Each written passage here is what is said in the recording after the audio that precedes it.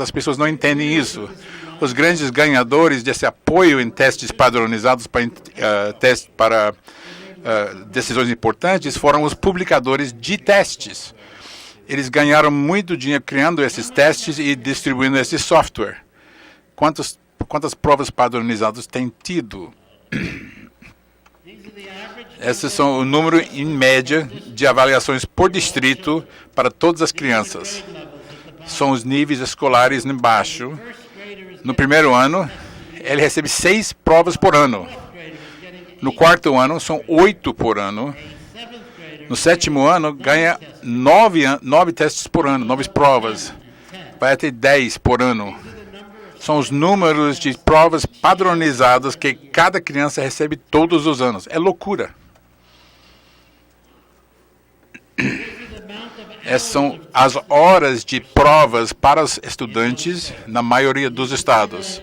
Você vê que no 8º ano, 25 horas, uma semana escolar está gasto em provas padronizadas. Sem falar na preparação para essas provas. Porque os professores passam 2 ou 3 semanas preparando para as provas. Então, perdemos muito tempo para a instrução. Então, crianças de jardim de infância em Miami tinham que aguentar quando o estado de Flórida enlouqueceu com essas provas. De agosto a setembro, vão fazer a prova de preparo para jardim. Depois, teste de língua inglesa. Depois, teste padronizado. Depois, em abril, avaliação da Flórida. De 11 a 15, avaliação de final de curso, etc. São crianças de jardim. Essas pessoas são loucas. Querem colocar provas até o útero.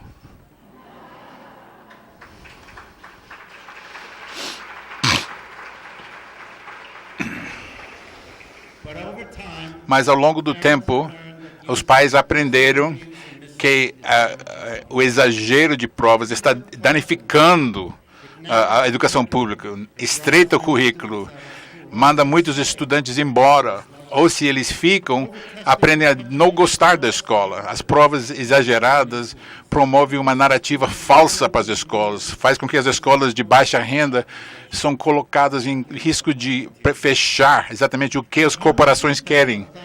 Mas centenas de milhares de pais, estudantes e professores estão lutando contra essas provas, exercitando seus direitos de tirar seus filhos dessas provas. Eles podem boicotar, recusar enviar seus filhos para essas provas. Eles mantêm seus filhos em casa, o que mata a validade da prova. E é uma maneira de mostrar para os formadores de políticas educacionais que eles não estão certos. Recusar a participar dessas provas é uma maneira poderosa de mudar essas políticas. Já está tendo efeito. O Pearson Publishing, um conglomerado britânico que faz muitas provas nos Estados Unidos, a ação da corporação caiu muito, bilhões de dólares em valor perdido, porque as pessoas estão cancelando suas provas. Quarto ponto de luz é a evasão de escolha de professor como escolha de profissão. Porque a economia nos ensina, se tem escassez, você tem que responder à escassez. Como é que você responde à escassez de professores? Tem que aumentar salário, tem que melhorar benefícios, tem que tratar a equipe com melhores condições. Economia 101. E parece que temos uma grande falta de professores. A minha escola de educação, que tinha milhares de professores, agora tem 1.000, talvez, em preparação, em vez de 3.000, como alguns anos atrás. Muitos distritos escolares não conseguem preencher suas salas de aulas com professores certificados. Então, talvez essa escassez terá algum efeito benéfico sobre os professores. O quinto ponto de luz é que faculdades comunitárias e de 4 anos, alguns de boa qualidade, estão devagarzinho indo para escolas sem tuição, sem custo. O custo tem aumentado muito, o apoio para faculdades comunitárias tem sido cortado. Quando eu estudei na Arizona State, o Estado pagou 33% do custo da escola. Agora, o Estado paga 10% desse custo. Faculdades comunitárias e universidades têm sido cortadas em 58% nos últimos 3 anos apenas. Então, aumentaram o custo, a matrícula, que mantém os pobres fora. Mas tem um movimento para criar matrícula grátis para essas escolas, para que os pobres podem frequentar a faculdade sem ter que pagar.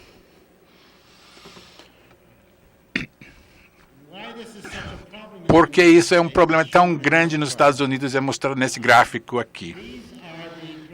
São a taxa de formação dos mais ricos, dos 20% mais ricos. E essa é a taxa de formação dos 20% mais pobres, no azul. À esquerda são os que têm os números mais baixos nas provas e as mais elevadas. O que é importante é a linha de 30%. O que você tem? Os menos capazes, os ricos menos capazes estão formando das nossas faculdades na mesma taxa que nossos pobres mais capazes. Estão saindo da faculdade na mesma linha. É terrível. Estamos perdendo tanto talento e nós não podemos fazer isso.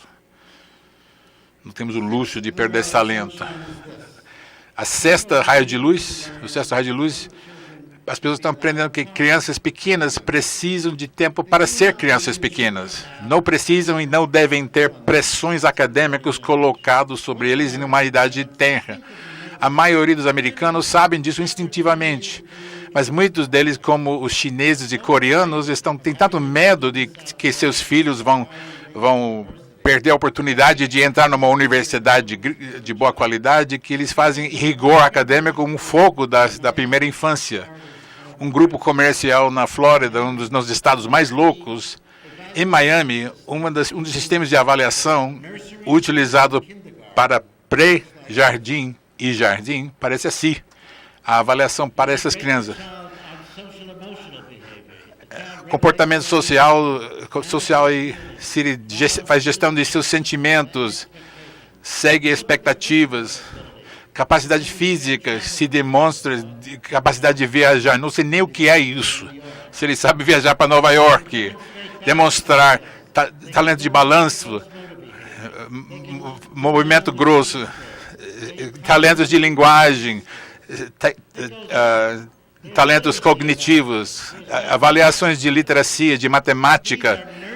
São crianças pré-jardim e jardim, sendo avaliado para questões acadêmicas. Não faz sentido. E, finalmente, estamos aprendendo que isso não faz sentido. Graças a Deus, também tem uma repercussão. Todas essas questões estão sendo questionadas. As pessoas foram longe demais e os pais estão dizendo, peraí, eu quero uma infância divertida para meu filho. Kindergarten, jardim de infância, um lugar para crianças. Jardim de infância para crianças, não uma instituição acadêmica. Deixa eu concluir. Na primeira parte, coloquei informações sobre vouchers e neo-vouchers e escolas charter estão danificando os Estados Unidos, o sistema educativo dos Estados Unidos ajudando os ricos. Em parte 2, apresentei informações sobre como nosso presidente simplesmente mente sobre nossas escolas públicas, porque a mídia escuta ele, publica o que ele diz e as pessoas começam a acreditar as mentiras, tal como Hitler e Göring falaram, se você mente muito e por muito tempo, as pessoas começam a acreditar. A verdade é que com todos os nossos problemas, as escolas públicas ainda fazem um trabalho maravilhoso. Se você é classe média e vive numa vizinhança classe média, são maravilhosos. Deixa eu mostrar os dados. As escolas públicas nessas comunidades são excelentes. No último teste PISA, teste internacional de ciências, os nossos estudantes brancos fizeram notas acima de estudantes de Hong Kong e Coreia. Eram o número 4 no mundo, mas eram brancos, viviam em vizinhanças boas. Na literacia, em alfabetismo, chegaram a 4º lugar no mundo. Mais as ênfases em cultura e classe que asiáticos americanos venceram os coreanos e japoneses. nossos asiáticos venceram os asiáticos da Ásia, o que é incrível, porque nossas escolas para classe média são boas. Nosso ranqueamento na PISA e outros testes padronizados reflita nosso sistema residencial tipo apartheid, que reflita renda familiar. Em 2014 e 2016, a índice de desenvolvimento de empreendedor, os Estados Unidos levou vantagem sobre o mundo inteiro sobre esse índice de inovação. Os Estados Unidos estava em quarto lugar.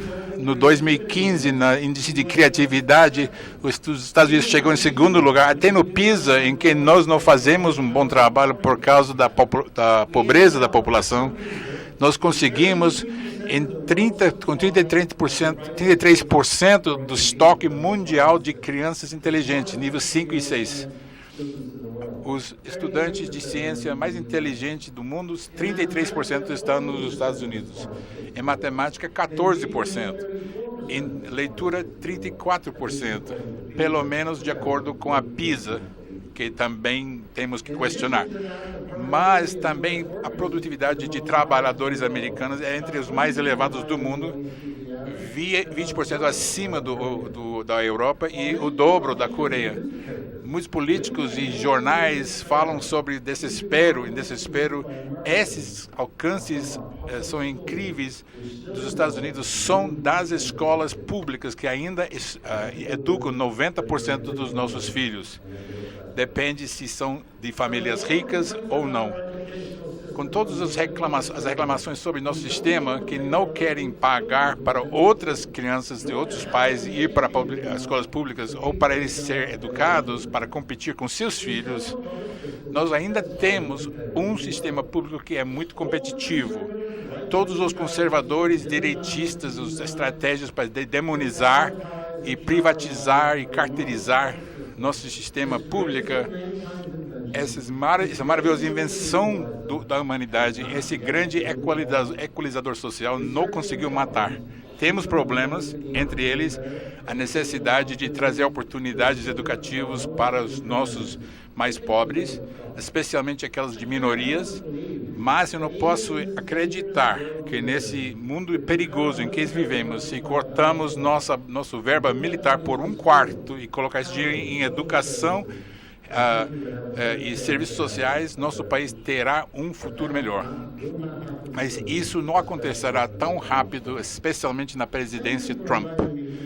Muito obrigado pelo convite de estar com vocês nessa conferência. Quero terminar com uma citação de um escritor americano, John Green. Ele fala o seguinte: educação pública não existe pelo benefício dos estudantes ou benefício dos seus pais. Existe para o benefício da ordem social. Nós temos descoberto como espécies que é útil ter uma população educada. Você não precisa ser um estudante ou ter um filho que é estudante para beneficiar da educação pública. Cada segundo da sua vida, você beneficia da educação pública. Então, deixa eu explicar porque eu gosto de pagar impostos para minhas escolas, embora eu não tenha nenhum filho nas escolas. É porque eu não gosto de viver num país com um grupo de pessoas estúpidas.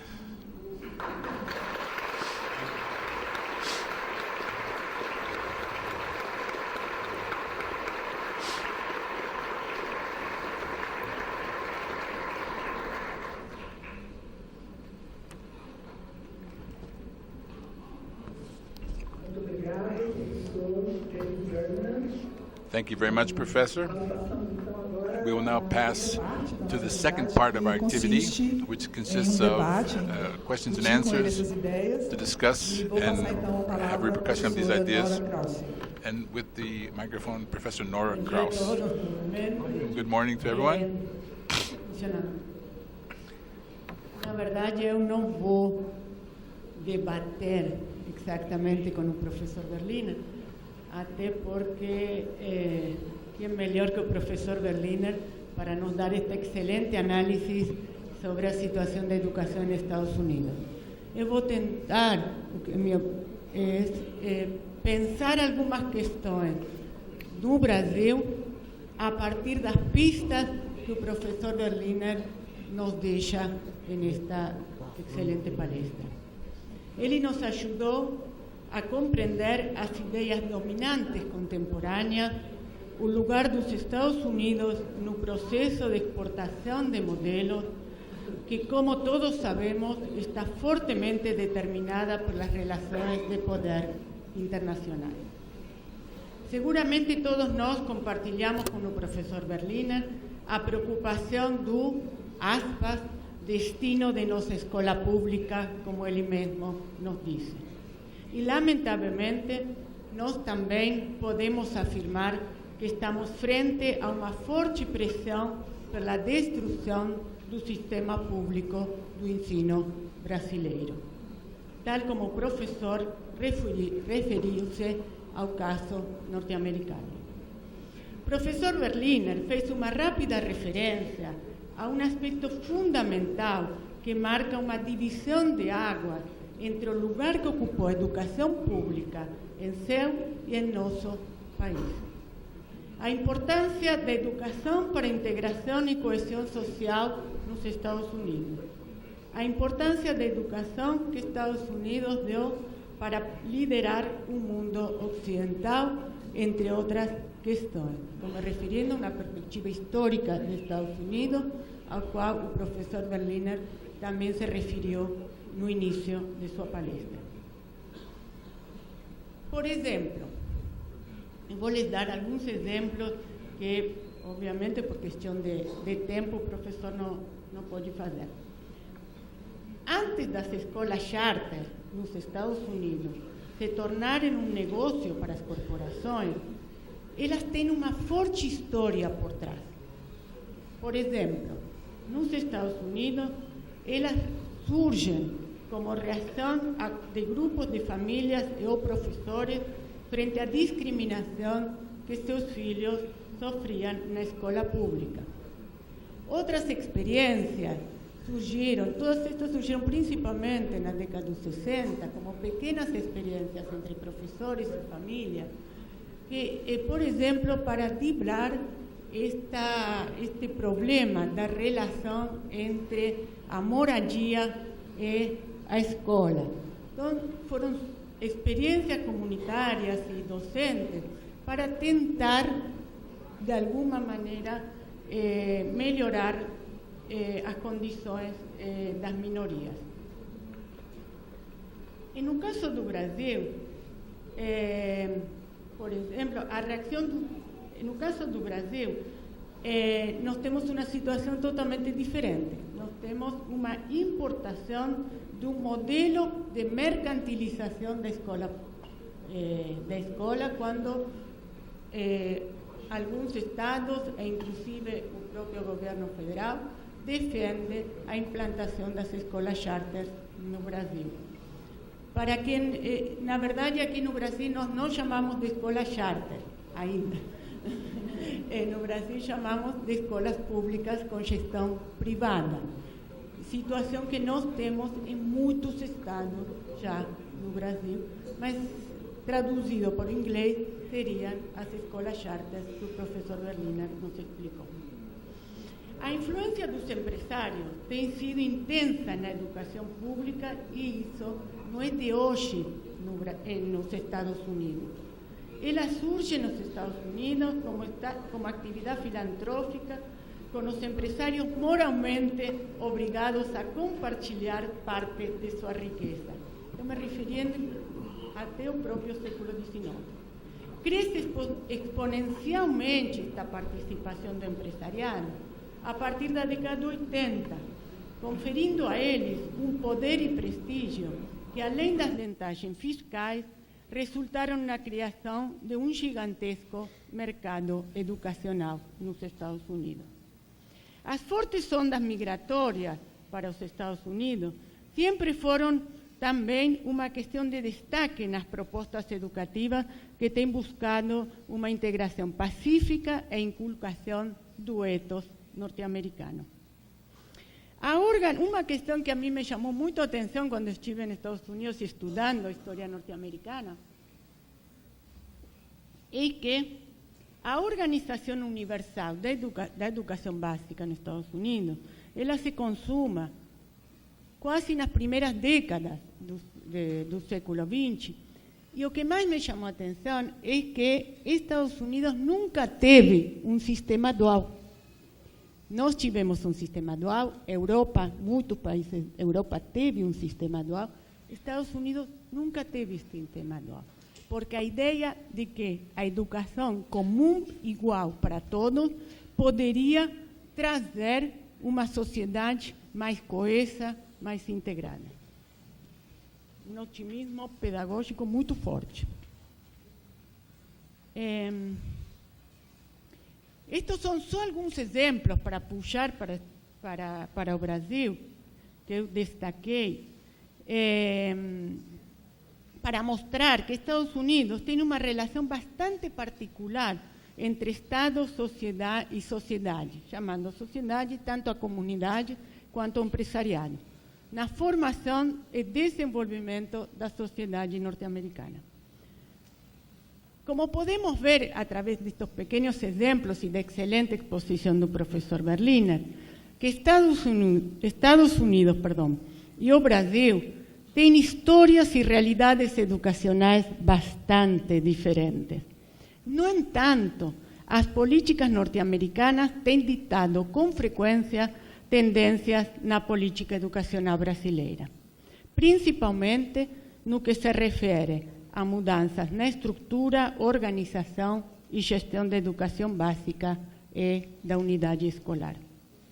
Podemos dizer que as forças das ideias dominantes e das relações de poder vigentes hoje no mundo ocidental permitem que países com histórias econômicas, sociais, políticas e educacionais tão diferentes se aproximem na hora em que o capitalismo resolve dar uma forte guinada à direita.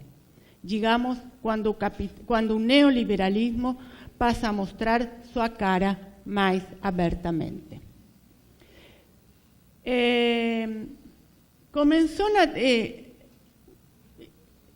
Este processo que hoje nos mostrou tão claramente o professor Berliner, podemos dizer, não sei se o professor concorda comigo, que começa, ou pelo menos se enfatiza, na década de 80 nos Estados Unidos, com o governo Reagan, e se aprofundiza com o governo Bush na década de 90. No Brasil também vamos encontrar o início de um processo a partir da década de 90, durante o governo de Fernando Henrique Cardoso. É interessante que tanto durante o governo Bush quanto durante o governo Fernando Henrique Cardoso, estou me referindo aproximadamente à década de 90 em ambos países, se dá um discurso profundamente alarmista sobre a qualidade do ensino público. Se vocês lembram, tinha uma frase que nós escutávamos bastante na mídia e continuamos escutando: o sistema público está em colapso. Eu não vou entrar nos detalhes, mas em ambos países se dá uma demonização muito forte da escola. No caso do Brasil, se enfatiza que não é a escola, simplesmente é a escola pública. No Brasil, na década de 90, se forma uma base jurídica para permitir que o setor privado, que as empresas, possam usufruir do financiamento público. As empresas passam a agir em diferentes âmbitos da educação pública e os discursos ou os argumentos são ausência de responsabilidade pelos resultados e as evidências seriam as notas baixas nos testes nacionais e internacionais. Na mesma década, nós encontramos nos Estados Unidos um forte incremento da lógica avaliativa, um aumento das escolas charter e também o discurso da evidência, isto é, das notas baixas nos testes nacionais e internacionais.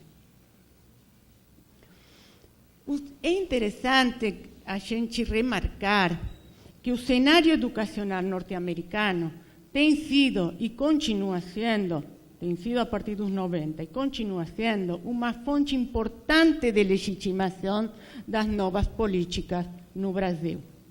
A atual configuração do sistema educacional dos Estados Unidos tem sido apresentada no Brasil como um modelo exitoso, principalmente por uma fração do empresariado que tem assumido a renovação da racionalidade organizacional da escola pública. Os defensores da livre escolha, Friedman, por exemplo, seguramente todos vocês escutaram falar, afirmam que a estrutura do sistema educativo norte-americano ofereceu a possibilidade da escolha às famílias. Querem nos convencer com o mito do empoderamento das famílias pela livre escolha. Empoderamento do quê? Empoderamento de quem? Uma possibilidade bastante perversa, porque só é possível de ser exercida por as famílias que têm recursos econômicos. Podem se mudar de bairro, como explicou o professor de Berlim, para estar mais perto de uma escola boa ou de sua preferência, ou simplesmente optar por uma escola privada. A experiência norte-americana das organizações e fundações no campo educacional também foi um forte e importante impulsor das mudanças do comportamento empresarial em nosso país. Principalmente, em um começo, através de publicações, consultorias e alocação de fundos do Banco Mundial e do BID. Na década de 90, as escolas charter, ou as escolas com gestão privada, a participação estou me referindo ao Brasil, tá? A participação do empresariado na gestão escolar, as alterações nas condições de trabalho dos docentes e dos sistemas de avaliação e responsabilização, entre outros, já apareciam nas recomendações do Banco Mundial, surgindo como condição para os empréstimos internacionais ao Brasil, que podemos chamá-lo mais recentemente como o modelo USA, United States. Tem se fortalecido no Brasil através de alianças entre empresários brasileiros e norte-americanos, que gradativamente vem ganhando mais e mais poder nos diferentes espaços de decisão educacional.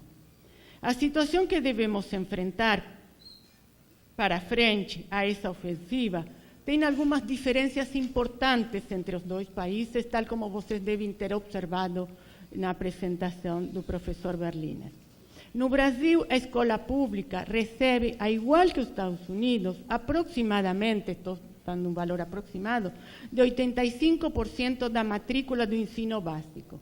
Porém, em nosso país, ela está concentrada nos setores pobres de nossa população. Como se explica que 85% da matrícula se concentre nos sectores pobres de nossa população?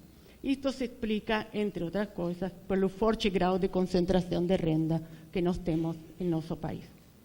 Prestemos atenção quando o professor Berliner, em seu último ponto, quando apresenta as formas de resistência, mostra a importância de uma escola pública reconhecida e procurada por diferentes classes sociais, etnia e nacionalidade.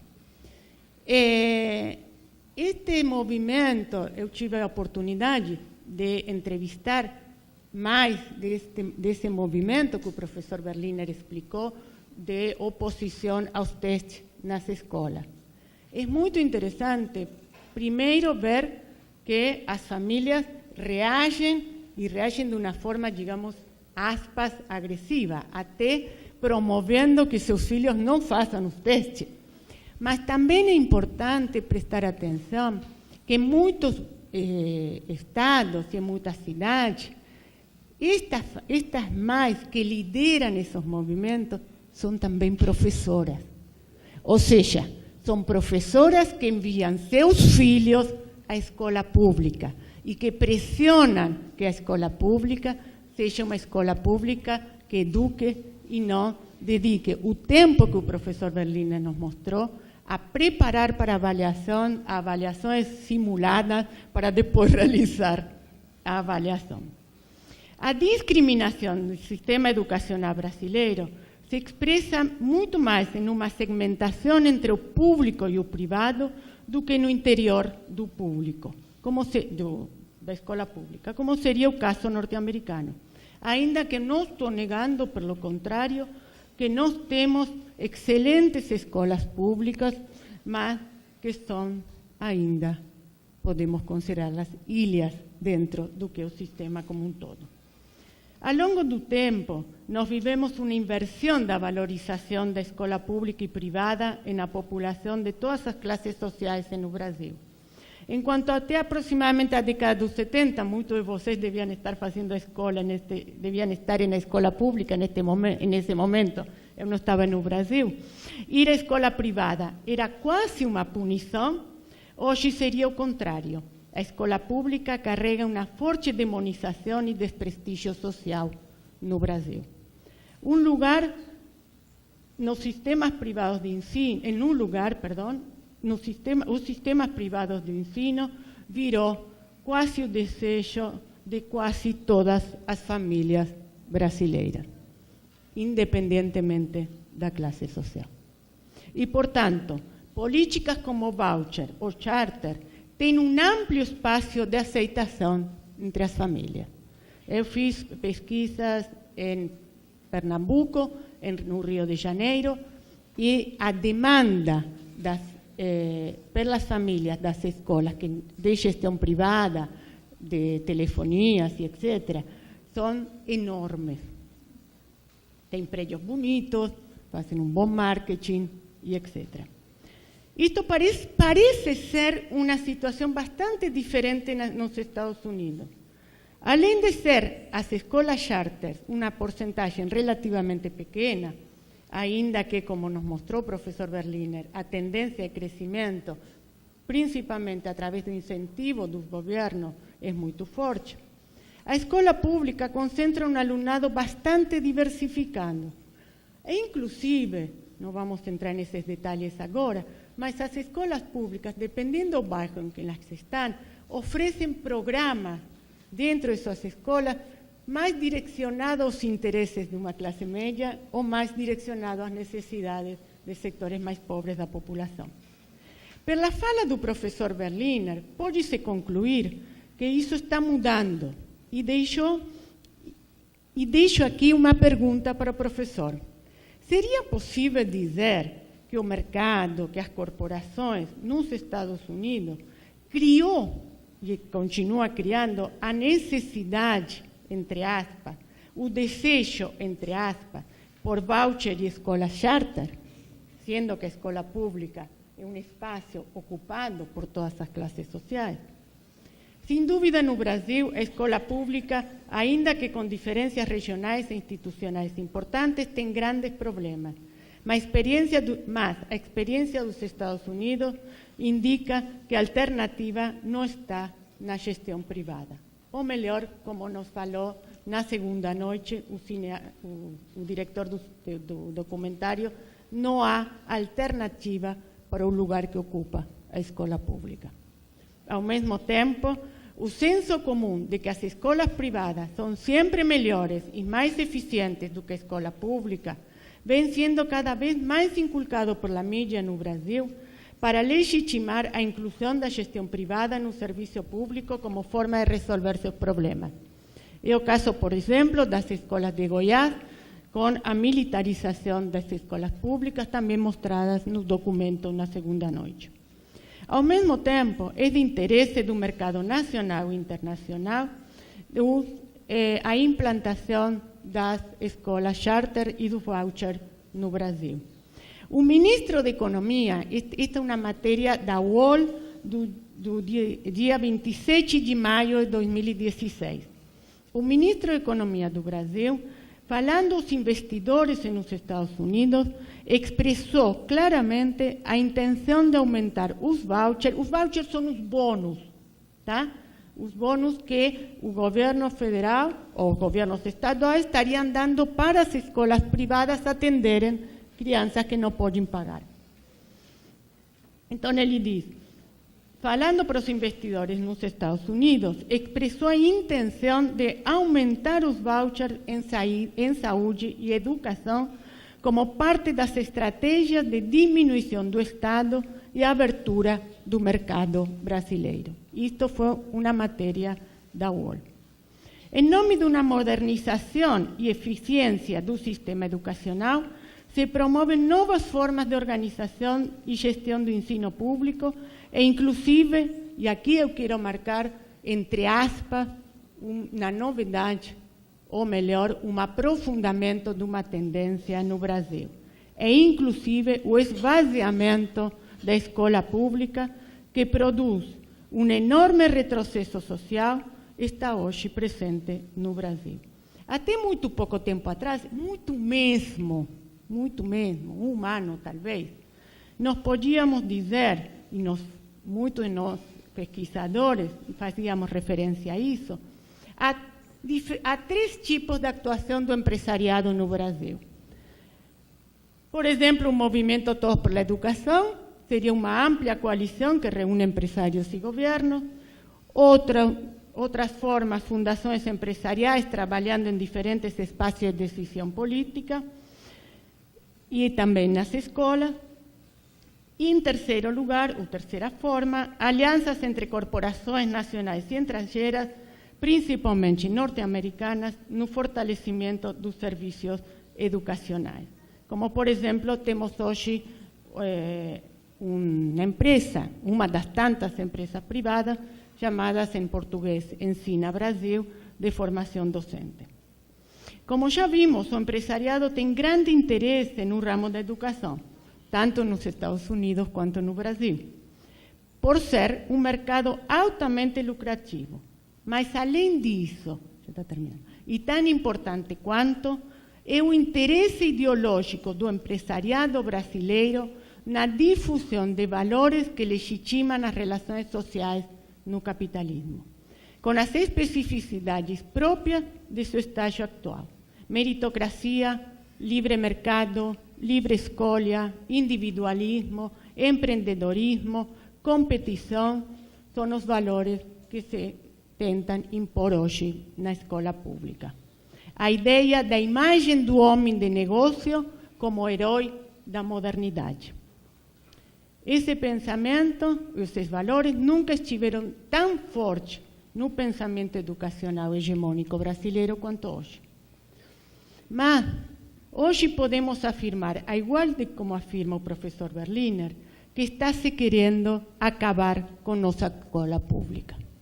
A destruição da escola pública no Brasil, me permitam ou me desculpem, o pessimismo está a todo vapor. Tem reformas educacionais sendo feitas e pensadas para o circuito privado, para que o circuito privado se aproprie não só das escolas das elites, mas também de assistência, aspas, aos jovens de famílias pobres. O processo de financiarização acontecido no ensino superior, que hoje está presente no ensino médio brasileiro também. O ensino superior no Brasil começa a deixar de ser um mercado tão bom em termos de financiarização. Seja porque é um mercado que se esgota, seja porque políticas públicas de financiamento do serviço de universitário ou de faculdade privada também foram suspensas, como o caso do FIES. O processo de financiarização, então, acontecido no ensino superior, que se iniciou no ensino superior, hoje temos também no ensino médio. A reforma do ensino médio, eu vou recomendar um excelente artigo que saiu no The Intercept Brasil, está online, e o título é Sobre aplausos do mercado financeiro, empresários já lucram com a reforma do ensino médio. É um excelente artigo com as referências bibliográficas que demonstram as afirmações e mostram como o serviço, como o sistema privado já está abrindo novas escolas profissionalizantes e também para oferecer as outras opções formativas que a reforma educacional propõe. Retomando, então, é muito importante, pelo menos para mim, perceber como reformas educacionais enunciadas para o sistema público, ou principalmente para o sistema público, na verdade, são reformas educacionais que permitem a expansão do sistema privado em outros segmentos que não é só da elite, neste caso, na educação pública de nível médio. Retomando algumas ideias que foram colocadas no dia de ontem e também pelo professor Berliner, temos que ter claro que o desmantelamento do sistema público de ensino é catastrófico para a nossa democracia. Deixamos confinados as populações pobres na pobreza educacional. É catastrófico porque nossas crianças perdem a oportunidade de experimentar, estou retomando ideias que nós aprendimos ao longo destes 2 dias, de experimentar no dia a dia da escola os conflitos e desafios que a contemporaneidade nos apresenta, de experimentar se relacionar com outros diferentes e por aí vai. E como o Chile nos mostrou, essa desgraça de desmantelamento do sistema público pode acontecer. É certo que o leilão do sistema público está a todo vapor e vai se aprofundar mais se não reagimos rápido, ocupando, como fizeram os estudantes, o espaço público e não nos confinando ao espaço privado. Nós estamos naturalizando que a escola pública é para pobres e não é mais um lugar para nossos filhos, para nossos sobrinhos e por aí vai. Eu, este ano, tenho ficado mais em Campinas. Quando eu cheguei ao Brasil há 30 anos atrás, cheguei a Campinas. 30 anos atrás, Campinas tinha um centro de convivência maravilhoso. Eu lembro até hoje os momentos de lazer que nós vivíamos no centro de convenções. Quando voltei a ficar mais tempo em Campinas e passei pelo centro de convenções, de convivência, perdão, não centro de convenções, centro de convivência de Campinas, obrigada. Centro de convivência, deu vontade de chorar. Centro de convivência está abandonado, está destruído e no lugar de ir ao centro de convivência, nós estamos indo ao shopping. Cabe a nós repensar como estamos abandonando os espaços públicos. Hoje existe uma forte resistência nos Estados Unidos. Pensemos também a forte resistência que nós devemos encarar. Muito obrigada, professor Berliner.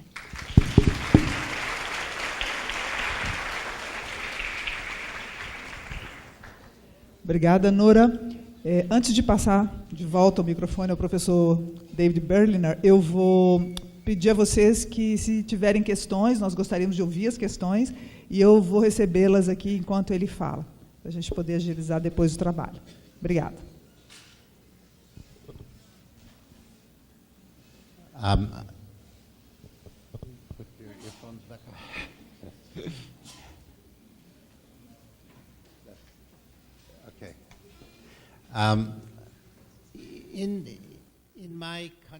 No meu país,